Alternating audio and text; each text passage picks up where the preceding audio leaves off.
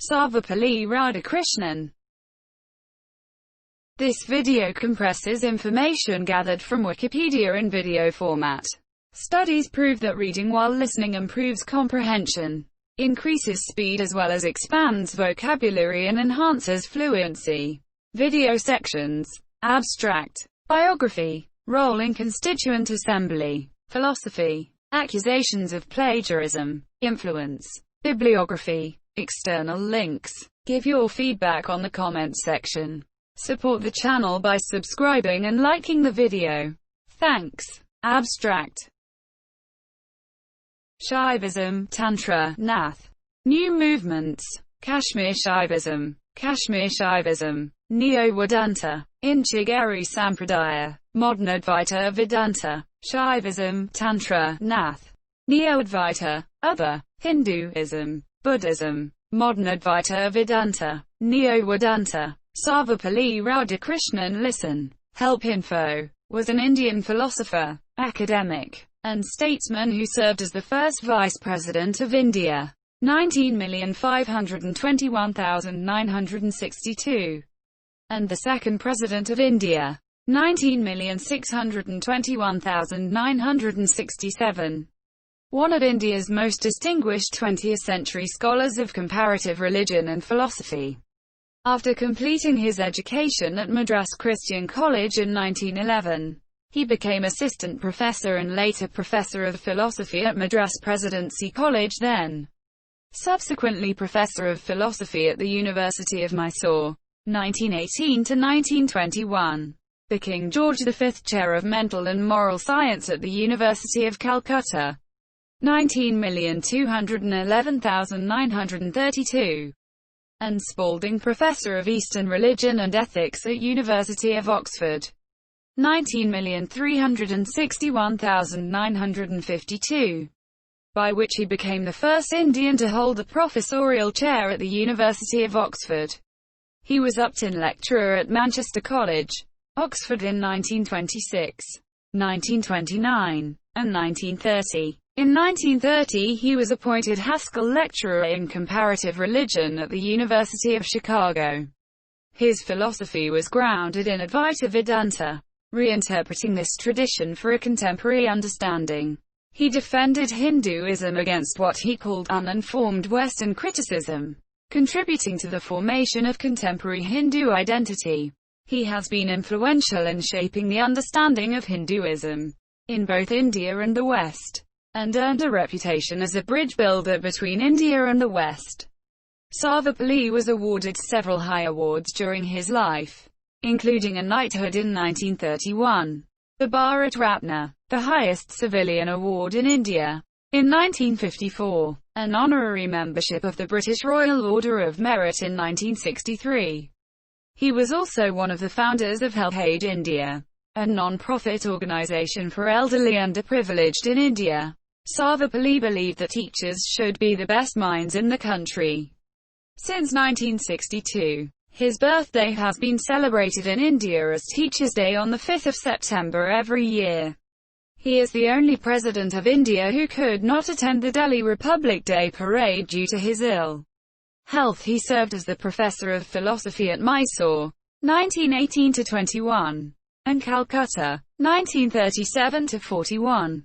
Universities. Biography. Sarvepalli Radhakrishnan was born in a Telugu-speaking Nayogi Brahmin family in Tirutani of Chittor district in the erstwhile Madras Presidency. His father's name was Sarvepalli Veeraswamy and his mother's name was Sarvepalli Sita Sitama. His family hails from Sarvepalli village in Nellore district of Andhra Pradesh. His early years were spent in Tirutani and Tirupati. His father was a subordinate revenue official in the service of a local zamindar, local landlord. His primary education was at KV High School at Tirutani. In 1896 he moved to the Hermannsburg Evangelical Lutheran Mission School in Tirupati and Government High Secondary School, Willarjapet. Sarvepalli was awarded scholarships throughout his academic life. He joined Voorhees College in Vellore for his high school education. After his F.A. First of Arts class, He joined the Madras Christian College at the age of 17. He graduated from there in 1906, and also finished his master's from the same college. Sarvepalli studied philosophy by chance rather than choice, being a financially constrained student. When a cousin who graduated from the same college passed on his philosophy textbooks to Sarvepalli, it automatically decided his academics course. Sarvepalli wrote his thesis for the Master degree on the ethics of the Vedanta and its metaphysical presuppositions. It was intended to be a reply to the charge that the Vedanta system had no room for ethics. Two of his professors, Rev. William Meston and Dr. Alfred George Hogg, commended Radhakrishnan's dissertation. Radhakrishnan's thesis was published when he was only 20. According to Radhakrishnan himself, the criticism of Hogg and other Christian teachers of Indian culture disturbed my faith and shook the traditional props on which I leaned. Radhakrishnan himself describes how, as a student, MW parser output, template quote, overflow, hidden, margin, 1M0, padding, 040px, MW parser output, template quote, side line height, 1.5m, text align, left, padding left, 1.6 m, margin top, 0. The challenge of Christian critics impelled me to make a study of Hinduism and find out what is living and what is dead in it. My pride as a Hindu, roused by the enterprise and eloquence of Swami Vivekananda, was deeply hurt by the treatment accorded to Hinduism in missionary institutions. This led him to his critical study of Indian philosophy and religion and a lifelong defense of Hinduism against uninformed Western criticism. At the same time, Sarvepalli commended Professor Hogg as my distinguished teacher, and as one of the greatest Christian thinkers we had in India. Besides, Professor William Skinner, who was acting principal of the college, gave a testimonial saying, "He is one of the best men we have had in the recent years," which enabled him to get the first job in Presidency College. In reciprocation, Sarvepalli dedicated one of his early books to William Skinner, The Spirit of Ada. Sarvepalli expresses his anguish against the British critics in the Ethics of the Vedanta, where he wrote, "It has become philosophic fashion of the present day to consider the Vedanta system a non-ethical one." He quotes a German-born philologist and Orientalist who lived and studied in Britain for most of his life, Max Muller, as stating, "The Vedanta philosophy has not neglected the important sphere of ethics, but on the contrary, we find ethics in the beginning, ethics in the middle, and ethics in the end, to say nothing of the fact that minds so engrossed with divine things as Vedanta philosophers are not likely to fall victims to the ordinary temptations of the world, the flesh, and other powers." Sarvepalli then explains how this philosophy requires us, people, to look upon all creations as one, as non-different. This is where he introduces the spirit of Ada. He quotes, "In morals, the individual is enjoined to cultivate a spirit of Ada, or non-difference." Thus he mentions how this naturally leads to the ethics of love and brotherhood. Every other individual is to be regarded as your co-equal, and treated as an end, not a means. The Vedanta requires us to respect human dignity and demands the recognition of man as man. Sarvepalli was married to Sivakamu, a distant cousin, at the age of 16. As per tradition, the marriage was arranged by the family.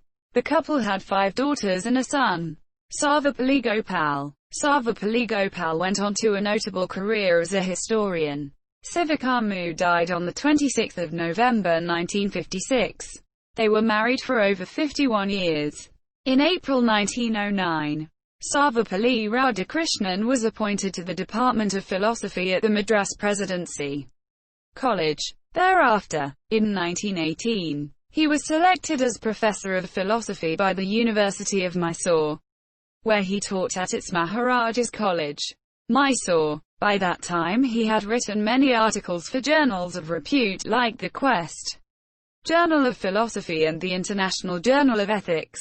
He also completed his first book, The Philosophy of Rabindranath Tagore, He believed Tagore's philosophy to be the genuine manifestation of the Indian spirit. His second book, The Reign of Religion in Contemporary Philosophy, was published in 1920.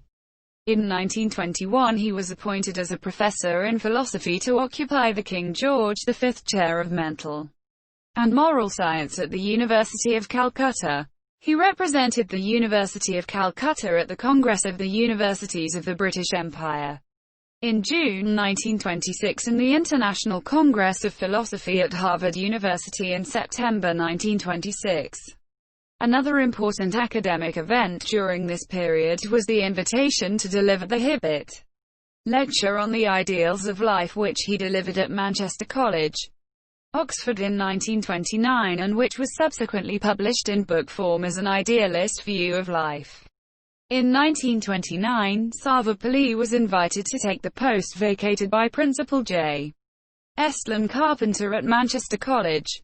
This gave him the opportunity to lecture to the students of the University of Oxford on comparative religion. For his services to education, he was knighted by George V in the June 1931 birthday honours, and formally invested with his honour by the Governor-General of India, the Earl of Willingdon, in April 1932. However, he ceased to use the title after Indian independence, preferring instead his academic title of Doctor. He was the Vice-Chancellor of Andhra University from 1931 to 1936. During his first convocation address, he spoke about his native Andhra as, "We, the Andhras, are fortunately situated in some respects. I firmly believe that if any part of India is capable of developing an effective sense of unity, it is in Andhra. The hold of conservatism is not strong. Our generosity of spirit and openness of mind are well known. Our social instinct and suggestibility are still active. Our moral sense and sympathetic imagination are not much warped by dogma.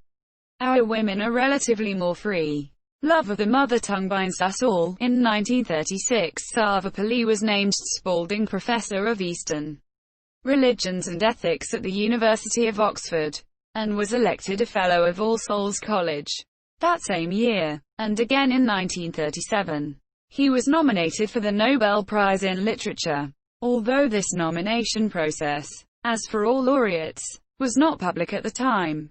Further nominations for the award would continue steadily into the 1960s. In 1939, P.T. Madan Mohan Malaviya invited him to succeed him as the Vice-Chancellor of Banaras Hindu University, BHU. He served as its Vice-Chancellor till January 1948. Sarvepalli started his political career rather late in life. After his successful academic career, his international authority preceded his political career. He was one of those stalwarts who attended Andhra Mahasabha in 1928, where he seconded the idea of renaming Cedar District's division of Madras Presidency as Rayalaseema.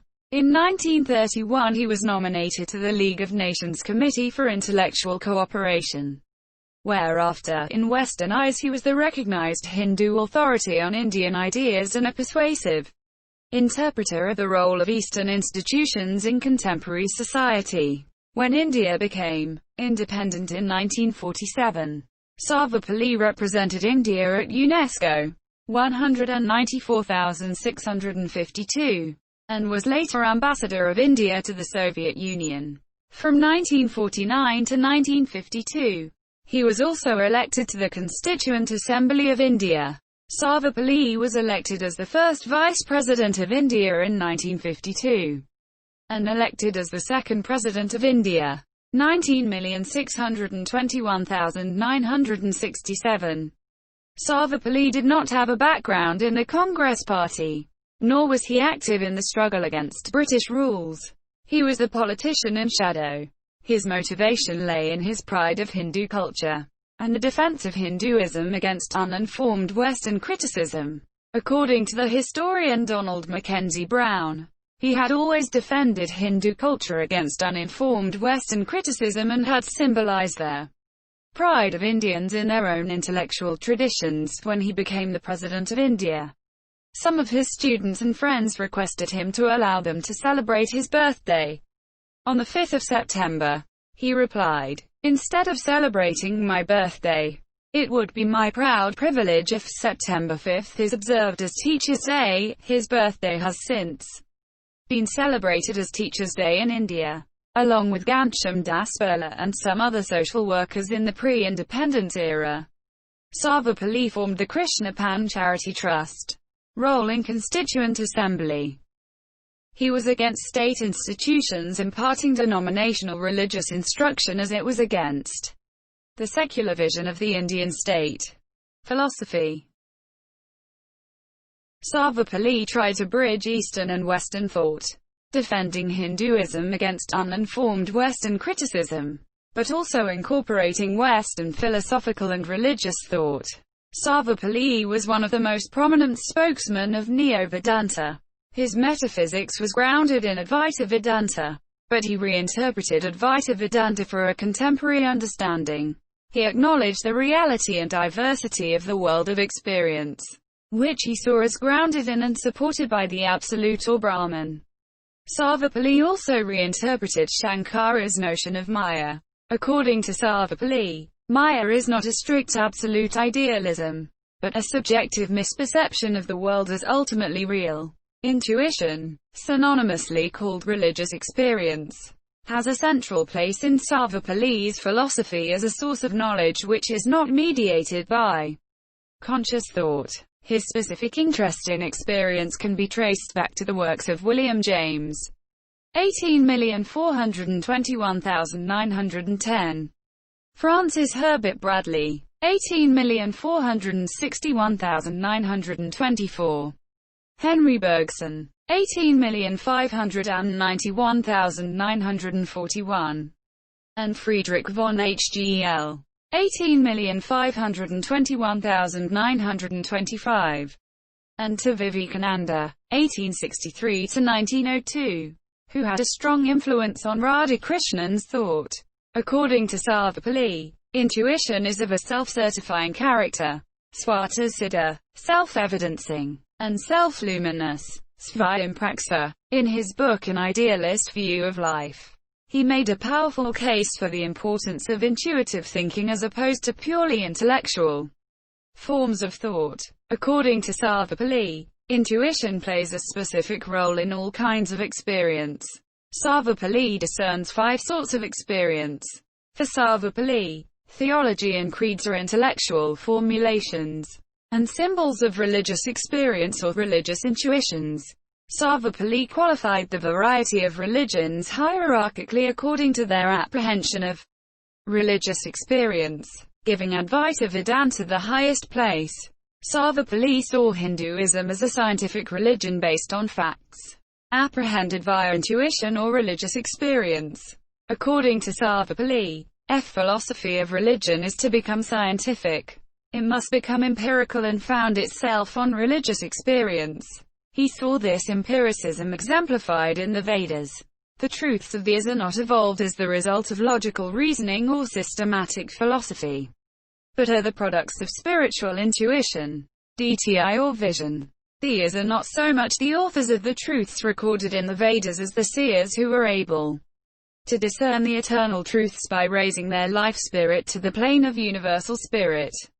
They are the pioneer researchers in the realm of the spirit who saw more in the world than their followers. Their utterances are not based on transitory vision but on a continuous experience of resident life and power. When the Vedas are regarded as the highest authority, all that is meant is that the most exacting of all authorities is the authority of facts, from his writings collected as the Hindu view of life.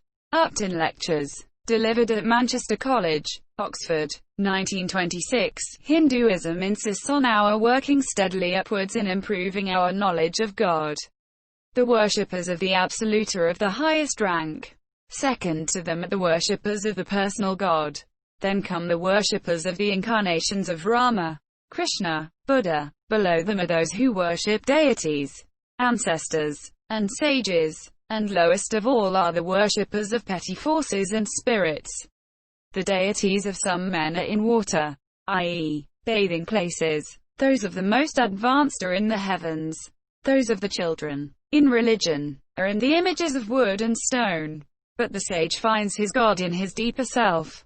The man of action finds his God in fire. The man of feeling in the heart. And the feeble-minded in the idol. But the strong in spirit find God everywhere.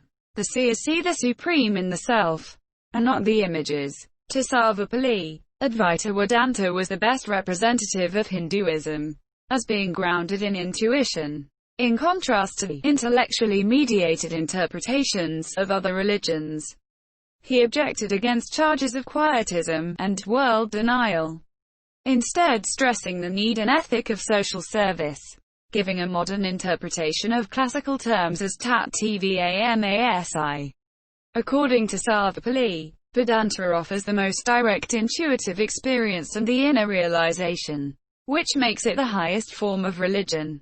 The Vedanta is not a religion, but religion itself in its most universal and deepest significance. Sarvepalli saw other religions, including what Sarvepalli understands as lower forms of Hinduism, as interpretations of Advaita Vedanta, thereby Hinduising all religions. Although Sarvepalli was well acquainted with Western culture and philosophy, he was also critical of the Messiah. He stated that Western philosophers, despite all claims to objectivity, were influenced by theological influences of their own culture. Accusations of plagiarism. Radhakrishnan's appointment as a Southerner to the most important chair of philosophy in India, in the north, was resented by a number of people from the Bengali intellectual elite. And the Modern Review, which was critical of the appointment of non-Bengalis, became the main vehicle of criticize Monsieur soon after his arrival in Calcutta in 1921. Sarvepalli's writings were regularly criticized in the Modern Review. When Sarvepalli published his Indian philosophy in 2 volumes, 1923 and 1927, the Modern Review questioned his use of sources, criticizing the lack of references to Bengali scholars. Yet, in an editor's note, the Modern Review acknowledged that as Professor Radhakrishnan's book has not been received for review in this journal, the Modern Review is not in a position to form any opinion on it. In the January 1929 issue of the Modern Review, the Bengali philosopher Jaduna Sinha made the claim that parts of his 1922 doctoral thesis, Indian Psychology of Perception, published in 1925, were copied by his teacher Sarvepalli Radhakrishnan into the chapter on the yoga system of Patanjali in his book Indian Philosophy II, published in 1927. Sinha and Sarvepalli exchanged several letters in the Modern Review, in which Sinha compared parts of his thesis with Sarvepalli's publication, presenting altogether 110 instances of borrowings. Sarvepalli felt compelled to respond, stating that Sinha and he had both used the same classical texts. His translation was standard translations, and that similarities in translations were therefore unavoidable. He further argued that he was lecturing on the subject before publishing his book, and that his book was ready for publication in 1924, before Sinha's thesis was published. Scholars such as Kapaswamy Sastry, Ganganath Jha, and Nalini Ganguly confirmed that Sarvepalli was distributing the notes in question since 1922. Ramananda Chatterjee, the editor of the Modern Review, refused to publish a letter by Nalini Ganguly confirming this fact, while continuing publishing Sinha's letters. The general editor of Sarvepalli's publisher, Professor Muirhead, further confirmed that the publication was delayed for 3 years, due to his stay in the United States. Responding to this systematic effort to destroy Radhakrishnan's reputation as a scholar and a public figure, summer 1929 the dispute escalated into a juristic fight, with Sarvepalli filing a suit for defamation of character against Sinha and Chatterjee, demanding Rs. 100,000 for the damage done, and Sinha filing a case against Sarvepalli for copyright infringement, demanding Rs. 20,000. The suits were settled in May 1933. The terms of the settlement were not disclosed, and all the allegations made in the pleadings and in the columns of the Modern Review were withdrawn. Influence. Sarvepalli was one of India's best and most influential 20th-century scholars of comparative religion and philosophy. Sarvepalli's defense of the Hindu traditions has been highly influential, both in India and the Western world. In India, Sarvepalli's ideas contributed to the formation of India as a nation-state. Sarvepalli's writings contributed to the hegemonic status of Vedanta as the essential worldview of Hinduism. In the Western world, Sarvepalli's interpretations of the Hindu tradition, and his emphasis on spiritual experience, made Hinduism more readily accessible for a Western audience, and contributed to the influence Hinduism has on modern spirituality.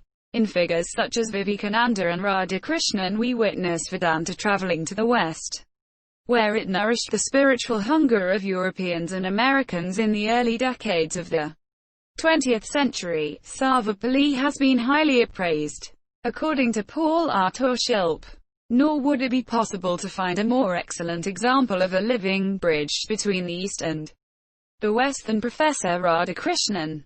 Steeped, as Radhakrishnan has been since his childhood, in the life, traditions, and philosophical heritage of his native India, he has also struck deep roots in Western philosophy, which he has been studying tirelessly ever since his undergraduate college days in Madras Christian College, and in which he is as thoroughly at home as any Western philosopher. And according to Hawley, Radhakrishnan's concern for experience and his extensive knowledge of the Western philosophical and literary traditions has earned him the reputation of being a bridge builder between India and the West. He often appears to feel at home in the Indian as well as the Western philosophical contexts, and draws from both Western and Indian sources throughout his writing.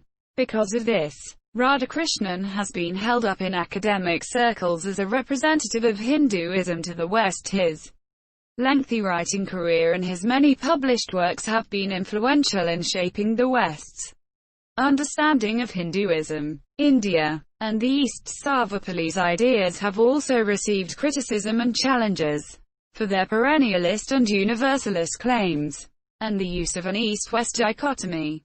According to Sarvepalli, there is not only an underlying divine unity from the seers of the Upanishads up to modern Hindus like Tagore and Gandhi, but also an essential commonality between philosophical and religious traditions from widely disparate cultures. This is also a major theme in the works of René Guénon, the Theosophical Society, and the contemporary popularity of Eastern religions in modern spirituality. Since the 1970s, the perennialist position has been criticized for its essentialism. Social constructionists give an alternative approach to religious experience, in which such experiences are seen as being determined and mediated by cultural determinants.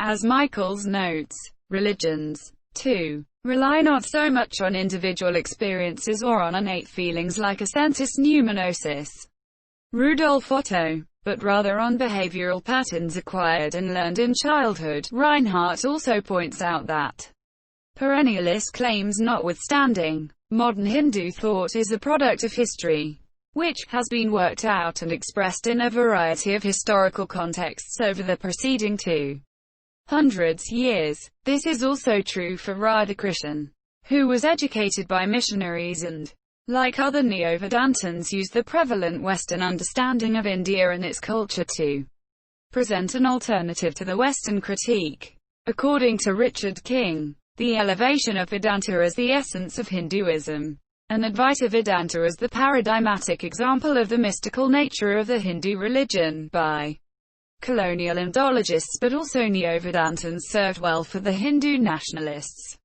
who further popularized this notion of Advaita Vedanta as the pinnacle of Indian religions. It provided an opportunity for the construction of a nationalist ideology that could unite Hindus in their struggle against colonial oppression. This opportunity has been criticized. According to Sucheta Mazumdar and Vasant Kaiwar, Indian nationalist leaders continued to operate within the categorical field generated by politicized religion. Extravagant claims were made on behalf of Oriental civilization, Sarvepalli Radhakrishnan's statement, "He Vedanta is not a religion but religion itself in its most universal and deepest significance," is fairly typical. Reinhardt also criticizes the inclusivism of Sarvepalli's approach, since it provides a theological scheme for subsuming religious difference under the aegis of Vedantic truth. According to Reinhardt, the consequence of this line of reasoning is communalism, the idea that all people belonging to one religion have common economic, social and political interests, and these interests are contrary to the interests of those belonging to another religion. Reinhardt notes that Hindu religiosity plays an important role in their nationalist movement, and that the neo-Hindu discourse is the unintended consequence of the initial moves made by thinkers like Ram Mohan Roy and Vivekananda. Yet Reinhardt also points out that it is clear that there isn't a neat line of causation that leads from the philosophies of Ram Mohan Roy, Vivekananda and Radhakrishnan to the agenda of militant Hindus. Colonialism left deep traces in their hearts and minds of the Indian people, influencing the way they understood and represented themselves. The influences of colonialist forms of knowledge can also be found in the works of Sarvepalli. According to Hawley, Sarvepalli's division between East and West, the East being spiritual and mystical, and the West being raciate and colonialist forms of knowledge constructed during the 18th and 19th centuries. Arguably, these characterizations are imagined, in the sense that they reflect the philosophical and religious realities of neither East nor West. Since the 1990s, the colonial influences on the construction and representation of Hinduism have been a topic of debate among scholars of Hinduism. Western Indologists are trying to come to more neutral and better informed representations of India and its culture, while Indian scholars are trying to establish forms of knowledge and understanding which are grounded in and informed by Indian traditions, instead of being dominated by Western forms of knowledge and understanding. Bibliography. Several books have been published on Sarvepalli Radhakrishnan.